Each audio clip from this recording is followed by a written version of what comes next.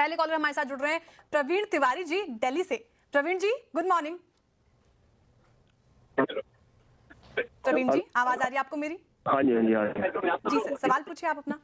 Actually मेरे पास 500 Lupin के share थे, जिसमें से मैंने 400 शेयर 2231 पे सेल आउट कर दिए थे।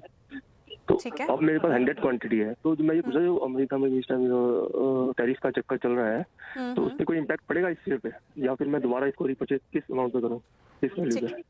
ठीक है, बिल्कुल वाजिब सवाल है आपका। जिस तरीके से टैरिफ को लेकर समीकरण बन रहे हैं, फार्मा सेक्टर उसमें से एक सेक्टर है जिस पे असर पड़ने को दिख सकता है, लेकिन यहाँ पे एक रैली बाकी है इस फार्मा सेक्टर में। आपके सवाल को थोड़ा स्पेसिफिकली पूछूंगी मानस जी से। अभी ल्यूपिन आपने ले रखा है 2231 पे, 1969 के लेवल पर ये भी फिलहाल कारोबार कर रहा है। आज फार्मा सेक्टर में थोड़ी बाइंग दिख रही है, तो लगभग 0.25% की तेजी के साथ ये कामकाज कर रहा है।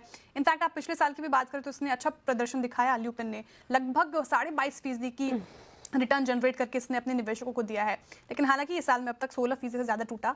चार्ट्स पे ल्यूपिन कैसा लग रहा है?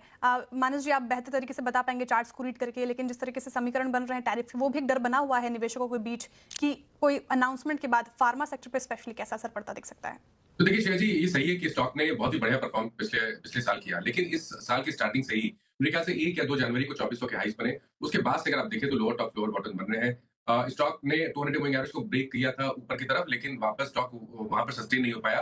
और अगर आप कल के पैटर्न देखेंगे तो वहां पर 200 मूविंग एवरेज के नीचे के प्राइस दिखेंगे आपको। मेरा समझना है कॉशियस अप्रोच ही रखे यहाँ पर। 1850 का स्टॉप लॉस जरूर लगाइए, क्योंकि अगर 1850 के नीचे गया तो जो नेक्स्ट टारगेट होगा वो 1700 रुपए के आसपास का होगा।